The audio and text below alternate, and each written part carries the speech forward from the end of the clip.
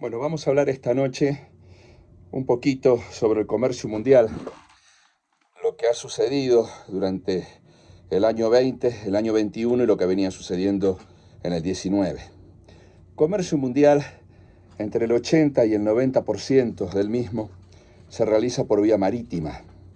Por vía marítima en grandes barcos que llevan unas cajas, unos cajones, que se llaman contenedores. Esos contenedores tienen una medida estándar que es de 20 pies o de 40 pies. Y esa medida estándar, que se llama TEU, 20 Foot Equivalent Unit, en inglés, esa medida estándar te permite saber la cantidad de contenedores que lleva un barco. Este sistema de meter la carga en estos cubos, son cubos, son tetraedros, en estos contenedores de forma de tetraedros, para los que no se acuerden, un tetraedro es como un cubo alargado. Al ser todos iguales, de 20 o del doble, de 40 pies, se pueden apilar perfectamente adentro y estibar perfectamente adentro de un barco especialmente diseñado y construido para poder llevarlos. Esto comenzó en el año 1950 y en aquella época los barcos que llevaban contenedores llevaban 50 TEU, es decir, 50 contenedores, y a medida que pasó el tiempo, desde 1950 hasta ahora, la cantidad y el tamaño de los barcos se adaptó a las necesidades comerciales. ¿Qué quiere decir esto? Que hoy tenemos barcos que llevan contenedores que llevan 23.000 TEU, es decir, 23.000 contenedores de 20 pies o la mitad de 40.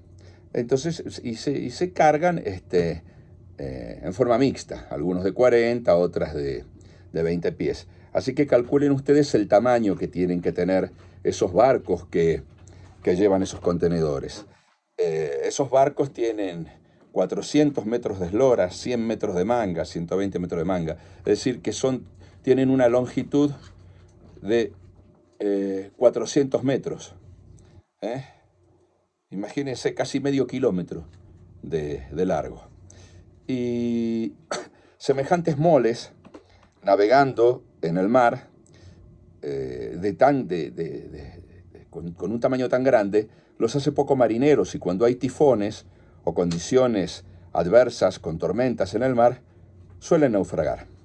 Pero las compañías navieras siguen haciendo contenedores grandes, porque a pesar de que pierden algunos durante el año, y que pierden unos cuantos durante el año, naufragan unos cuantos, las compañías de seguros pagan la carga, y con lo que se llega a traficar de un puerto al otro, sigue siendo altamente redituable hacer contenedores grandes y que algunos se pierdan. Ahora yo pienso en la familia de los marineros, ¿no? La familia de los marineros que pierden a esos marinos que se mueren, y pienso en los marinos también, en los marinos que se mueren. Bueno, pero en las leyes del comercio, Jimmy, es difícil hacer estas charlas viviendo con dos Scottish Terrier. Jimmy boy, please, shut up. Ya al final de la conversación se los voy a mostrar. Estos videos se los hago para mi hermano Fernando, para charlar un rato con él. Bueno, entonces habíamos dicho que el comercio mundial, entre el 90 y el 80% se hace por vía marítima, y que se hace en estos monstruos, en estos grandes monstruos, que no le importa a las compañías navieras si se les hunden y pierden algunas tripulaciones, porque el seguro paga, y porque cuando llega un contenedor un barco portacontenedores con 23.000 contenedores, es todo un acontecimiento. Bueno, ¿y qué ha pasado últimamente? Ha pasado que cuando ocurre la pandemia, habían salido barcos de Shanghái y de 8 de los 10 puertos más grandes del mundo que están en China. Hay 10 puertos enormes, gigantes en el mundo, megapuertos, y de esos megapuertos, 8 están en China, sacando mercancía de China que se ha convertido en la fábrica del mundo, en la fábrica de prácticamente todo lo que tenemos, excepto algunas cosas de lujo que se fabrican en sus países de origen, como por ejemplo una lapicera Montblanc, no se hace en China. Entonces, pero el resto, unos AirPods, un iPhone, un Magic Mouse, todas estas cosas vienen de China. Y, eh, y toda esta gran fábrica del mundo que abastece a la industria de Estados Unidos y de Europa que se dedica a armar básicamente las piezas que vienen de China. Entonces en las fábricas europeas y norteamericanas se arma, los componentes que vienen de China viajan en contenedores. Y esos contenedores, ¿qué ocurrió con esos contenedores? Llegaron a los puertos de Estados Unidos, llegaron a los puertos de Europa y vino el COVID-19. Y entonces no pudieron salir los barcos y quedaron ahí los contenedores vacíos. China se recuperó un poquito antes, o eso nos dicen, y empieza a comenzar su fabricación nuevamente. Pero hay un grave problema. Hay un montón de contenedores que, que, que están en los puertos estadounidenses, en los puertos sudamericanos, en los puertos europeos, y que no salen, porque no salen de esos puertos porque está cancelada la actividad portuaria. Entonces, ¿qué ocurrió? Eh, Ocurrió que los chinos empezaron. ¿Quiénes fabrican los contenedores en el mundo? Los chinos. Entonces los chinos comenzaron a fabricar contenedores y a mandar sus productos en nuevos contenedores. Lo que ocurre es que todo esto incrementa los costos. Y el desbalance de los contenedores es la diferencia entre los contenedores que llegan y los contenedores que vuelven. Entonces ahora están llegando barcos con contenedores a los puertos norteamericanos y el desbalance es del 40%. ¿Qué quiere decir? Que de los contenedores que llegan, más los que llegan, vuelven solamente el 40% y el 60% de los contenedores se quedan porque se ha enlentecido la capacidad para vaciarlos y para hacer la cadena de distribución, porque están paradas o reducidas las cadenas de distribución en los puertos occidentales. Entonces, de 100 contenedores que llegan, 40 vuelven, 60 se quedan y se suman a todos los contenedores que se quedaron durante el año 20 y de lo que va del año 21, que está terminando. Y a esto se lo ha llamado la crisis de los contenedores. Pero esto en realidad comenzó en el año 19. En el año 19 se empezaron a fabricar menos contenedores y hubo una especie de desbalance. Entonces,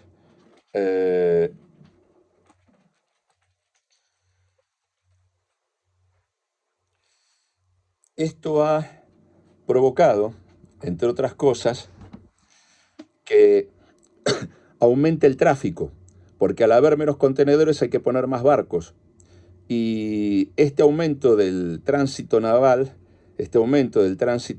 y del tráfico, porque es un tráfico porque se trafican mercaderías, este aumento del tráfico y del tránsito naval, que aumentó un 93% en las rutas comerciales, de las rutas que van de China a Estados Unidos. Y a esto se le suma los barcos que se hunden. A esto se le ha sumado también que durante el año 21 hay época de tifones. Entonces China decidió que no salgan los barcos de los puertos chinos en época de tifones. Entonces tenemos un aumento de barcos atracados en los puertos chinos, porque viene la época de tifones. Pero también tenemos un aumento de barcos atracados en los puertos chinos. ¿Por qué? Porque cada vez que se detecta infectados en una fábrica en China, se suspende la fabricación o se disminuye, porque se hace con menor cantidad de personal. Eso hace que los barcos estén más tiempo ocupando puerto y eso hace que se encarezca todo porque el barco tiene que pagar por estar en puerto. Entonces tiene que pagar su atraque, salvo que sean compañías que tengan sus propios amarres, pero que no son todas. Entonces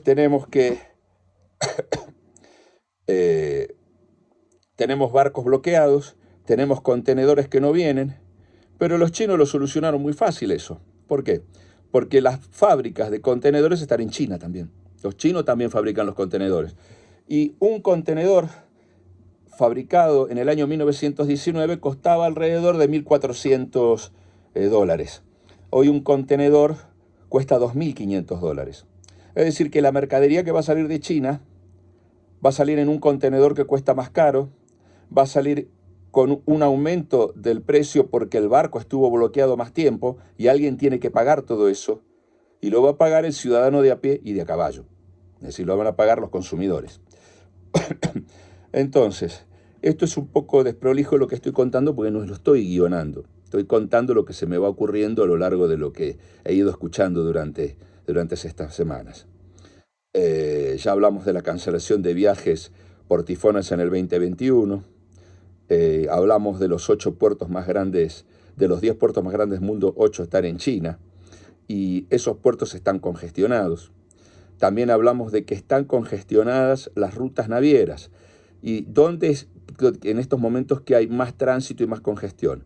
En la costa este de los Estados Unidos, cerca de la península del Labrador, tratando de entrar a New York. En el puerto de Buenos Aires y en la costa de Sudamérica, pero sobre todo en Argentina, la costa este de la Argentina. Europa, en todo lo que es la zona norte y el Mediterráneo, y la zona oeste africana. Eso está lleno de barcos. Hay un gran tránsito de barcos que van y vienen, y se pueden ver entre ellos. Bueno, volviendo a esto de los contenedores, que hay un gran tránsito de barcos, también hay un gran tránsito de barcos porque hay empresas muy importantes que exportan, que se han negado a pagar los aumentos en los fletes y han rentado barcos para encargarse ellos del transporte de los fletes. Por ejemplo, las compañías automotrices europeas, a las alemanas, han fletado sus propios barcos. No contratan barcos de carga. ¿Por qué? Porque ¿debido a qué? Debido a que en el año 20, en septiembre del 2020, hacer un flete de una medida estándar, de una cantidad estándar, de un volumen estándar y de un peso estándar, estaba en alrededor de 4.000 dólares. Hoy, ese mismo peso y ese mismo volumen que costaba mandarlo de China a Estados Unidos, 4.000 dólares, hoy cuesta 20.000 dólares. Es decir, que lo que costaba 4.000 dólares, ahora cuesta 20.000 dólares. Mandarlo al norte de Europa está costando alrededor de 14.000 dólares, de los 2.000 dólares que costaba. Y mandarlo a Sudamérica está costando alrededor de... corro porque me está dando mucho el calor en la espalda de la chimenea, que la hemos prendido porque no hace mucho frío, hace solo 2 grados, pero va a bajar bajo cero a la noche, entonces es bueno tener un poco de calor, ya que solamente tenemos calor perruno, no hay calor humano más que el mío aquí. Entonces, ya sabemos que han aumentado los precios de los fletes, han aumentado los precios de las mercancías porque los barcos están mayor tiempo atracados en el puerto, han aumentado porque aumentó el precio de los contenedores y no vuelven los contenedores de Europa ni de Estados Unidos. Y esto va a llevar a que las empresas pequeñas no puedan afrontar esta situación y van a quebrar y se van a fundir y va a haber menos puestos de trabajo. Nos vamos a quedar con menos puestos de trabajo porque esas empresas van a desaparecer. Solamente las grandes empresas son las que van a poder seguir amortizando, traspasando el precio que están pagando a los consumidores. Y para terminar, una cosa más, el Foro Comercial Internacional ha dicho que si se sigue tirando la cantidad de plástico que se tira y que se vierte en los mares y que llega a ellos generalmente por ríos contaminados, sobre todo los de Indonesia y otra parte del mundo y China, va a haber más masa de plástico en el mar que masa de peces, que masa de vida, para el año 2050. Es decir, que no se ven muy bien las cosas.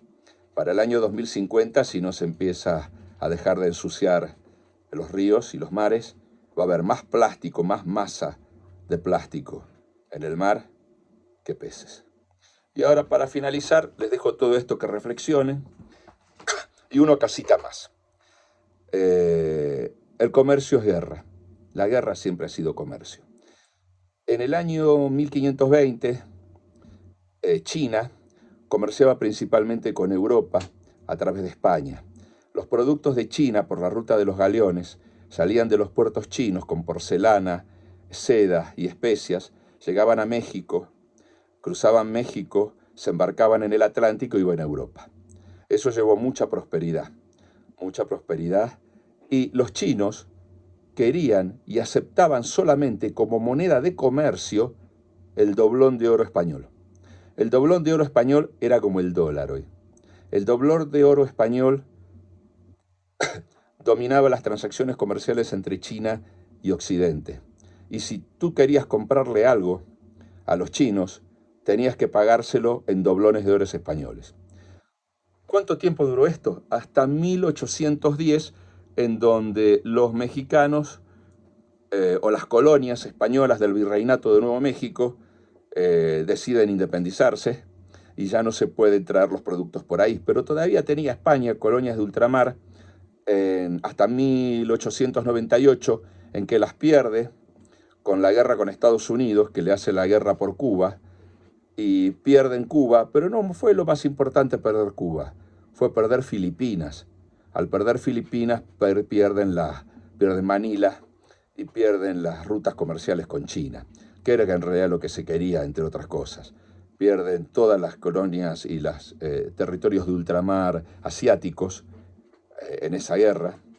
Y mientras en 1898 España es eliminada como potencia europea comercial con China, empiezan las invasiones de los países occidentales a China. China es invadida por los países occidentales. Se le hace una guerra a China entre Gran Bretaña y China. Gran Bretaña le hace una guerra a China porque pretende pagarle sus productos con opio. Y los chinos no querían opio, querían los doblones españoles de oro. Pero como los británicos no tenían doblones españoles de oro, les pagan con opio. Eso generó un gran malestar que termina con un movimiento nacionalista que la última emperatriz china le dio el guiño y lo apoyó sin apoyarlo abiertamente, y que en 1905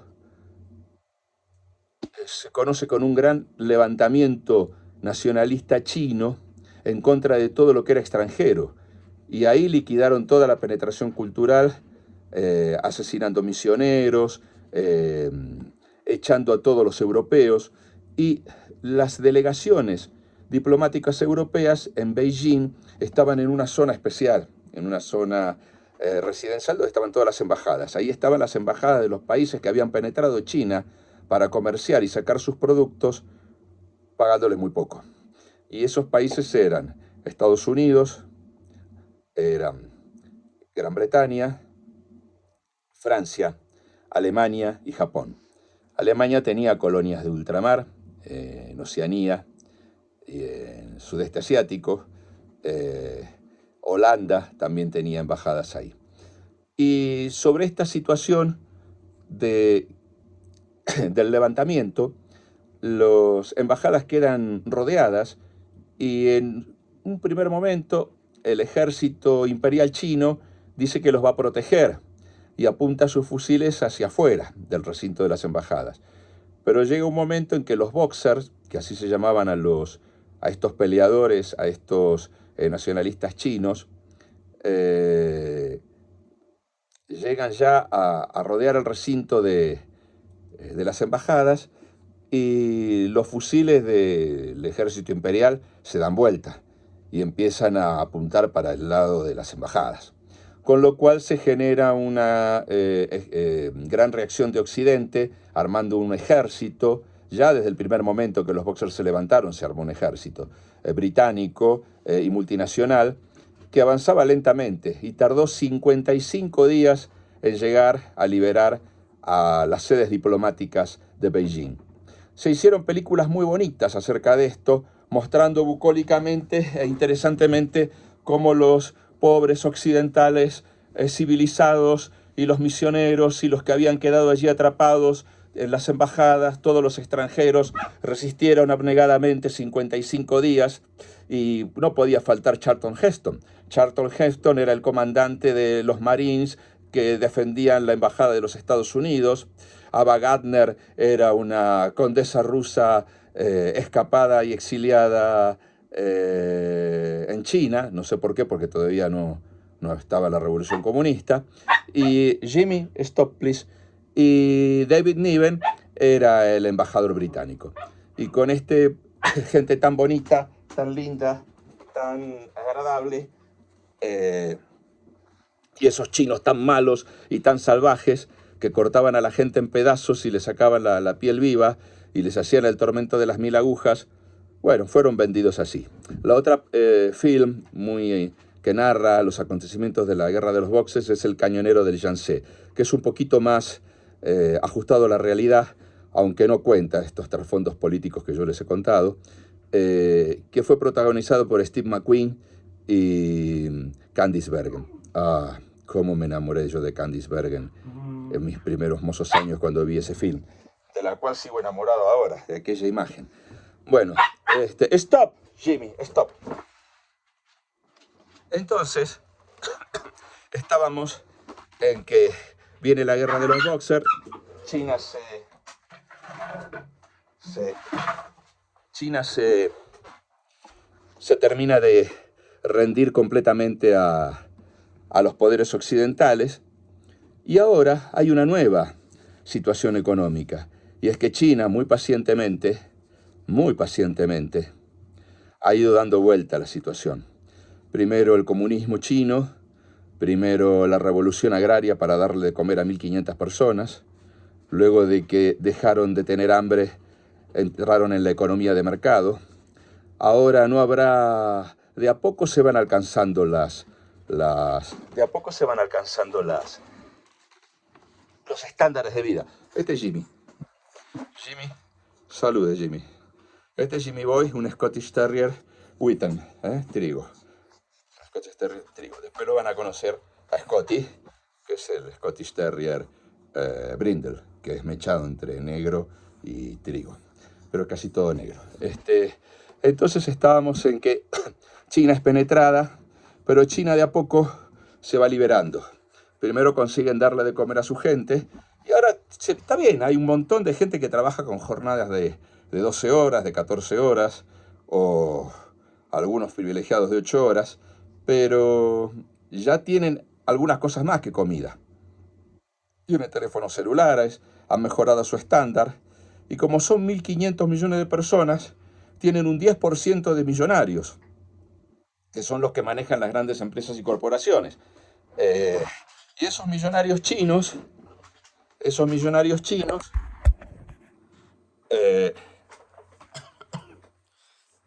son 150 millones de millonarios que viajan por el mundo en esos tropeles, a los cuales yo me los he tenido que topar en Stonehenge, y en otras ruinas, hasta en las ruinas de lo que quedó de la montaña de Tara. Ya algún día les contaré del reino de Tara, el reino de Nile, los de Nile Hostages, mi antepasado irlandés, porque yo soy descendiente de Nile o de Nile Hostages. Y con esto de los mapuches y del rey mapuche británico, nacido en Gran Bretaña, y se llama George algo, no sé, tiene más apellido inglés imposible, pero él dice que es mapuche y que quiere ser rey de la Patagonia. Bueno, yo voy a ver, si he vuelto muchas viajes, viajaba hasta el año 20, viajaba todos los años a Irlanda y todos los años a Reino Unido, y nunca se me ocurrió ver si me daban algunos de los castillos irlandeses que están abandonados o escoceses, porque tengo ascendente escocesa, pero soy pariente de Niles, de Niles Hostages, y nunca se me ocurrió reclamar un castillo en Irlanda. Debe ser algún problema de inhibición manejado por los genes, así como nos contaba Conrad Lorenz que el instinto de agresividad tiene frenadores, inhibidores biológicos, que son importantes, tanto el instinto de agresividad como esos inhibidores, para la continuación de la especie. Yo debo tener esos inhibidores que me impiden reclamar un castillo en Irlanda, porque seguramente mis paisanos irlandeses me sacarían a patadas y no me dejarían entrar más en la isla. Pero bueno, sigamos con China. China de a poco fue mejorando su situación y fue haciendo que Occidente dependa de sus productos. Hoy no, están ridículamente planteando una guerra comercial con China cuando no pueden deshacerse de China. Estados Unidos tendría que empezar primero a comenzar a fabricar en los países sudamericanos que tiene más cerca, someterlos y esclavizarlos, que de vuelta la ropa se haga en Honduras, se haga en Guatemala, como se sigue haciendo y se hacía, y poner fábricas ahí, y a lo mejor de esa manera va a reducir el flujo de las invasiones bárbaras de todos esos migrantes muertos de hambre y de condiciones miserables de vida y sometidos a la violencia de las maras y de las bandas y de las pandillas y a la violencia política con balas y con palos en la cabeza, que rompen cabezas. Entonces esa gente desesperada que trata de entrar a un país donde les han prometido que pueda haber, o hay una propaganda que dice que puede haber un pequeño sueño americano, ya no es el gran sueño americano. Ese sueño dorado de los años 50 desapareció. Entonces tenemos el problema de los migrantes que quieren entrar, como las invasiones bárbaras en la frontera sur de los Estados Unidos. Tenemos las amenazas que hace Estados Unidos con su nuevo tratado con Australia y Gran Bretaña, que tienen intereses sudasiáticos y que ni se habían enterado los europeos, y cayó muy mal en la Unión Europea porque de golpe hacen un tratado para proveer a Australia de submarinos nucleares norteamericanos y británicos, y cancelan el tratado que tenían firmado. No era solamente un tratado comercial, era un convenio que iba más allá de lo comercial, porque era un convenio estratégico que había hecho Australia con Francia para que se le proveyera de submarinos diésel. El asunto está que se suspendió. Eso ha generado que 3.000 personas se queden sin trabajo, 200 de ellas australianas, porque se cancelaron los contratos para la producción de los submarinos franceses para abastecer a Australia. Entonces Australia tiene un frente, ese frente de los 5 ojos, con Nueva Zelanda, Canadá, Reino Unido y Estados Unidos, que cuida sus intereses en el sudeste asiático. De esta manera, al hacer Estados Unidos un tratado estrictamente con Australia y Gran Bretaña, les dice a los europeos: ustedes no tienen nada que hacer en el sudeste asiático, ese es un asunto nuestro, con los británicos y con los australianos. Así que, como ven, la situación de las guerras comerciales está complicada, pero estos son todos bluff para decir: a ver, que yo te amenazo con esto, pongo una ficha acá, pongo una ficha allá, pero no se puede hacer nada en contra de China, porque dependen en estos momentos de los productos chinos. Como va la situación, si no tienen una política de aplicación industrial a los países africanos y a los países sudamericanos, Estados Unidos a los países sudamericanos y Europa a comenzar a fabricar en África, no van a poder enfrentar nunca a China. Europa tiene que pensar seriamente en el bloque euroasiático con Rusia y dejarse de las veleidades de Occidente que no le han llevado nunca a prosperidad. Antes de la Primera Guerra Mundial había 4 imperios, 4 grandes imperios: el imperio austrohúngaro, el imperio alemán, el imperio ruso y el imperio otomano. ¿Y qué sucedió? Sucedió que después de esos 4 años de guerra, en 1918, desapareció el imperio austríaco, desapareció el imperio otomano, desapareció el imperio ruso y desapareció el imperio alemán, y se fortalece el imperio británico y sobre todo la actividad comercial norteamericana, que va a comenzar a penetrar Europa y que termina de eliminarla y arrollarla finalmente luego de la Segunda Guerra Mundial, cuando el dólar en la Cámara de comercio internacional, se convierte en la única moneda. El dólar pasó a ser lo que era el doblón de oro español en el año 1520. Bueno, todo lo que yo les he contado acá, te he contado aquí, Fernando, porque estos videos son para mi hermano y extensivos a todos mis amigos. Lo pueden encontrar en libros, en bibliotecas, en internet. Ya nadie va a una biblioteca. Pasa que yo soy muy viejo, miren este aspecto. Soy de la época de las bibliotecas. Y ya nos despedimos con esto. Y ahora les voy a presentar a Scotty. A Jimmy ya lo vieron. Where are you, Scott? Scotty is here. Come, Scotty, come with me. Bueno, este es el otro integrante de la familia. Este es Scotty, un Scottish Terrier de 2 años, Brindle, que saluda también con sus patitas. Bueno, me despido de todos ustedes con un gran cariño. Ah, esta gorrita. Si quieren una gorrita como esta, hay que ser marinero noruego. Y si quieren un escudo como este, tienen que conseguirlo en la Real Marina Noruega. Bueno, y ahora sí me despido.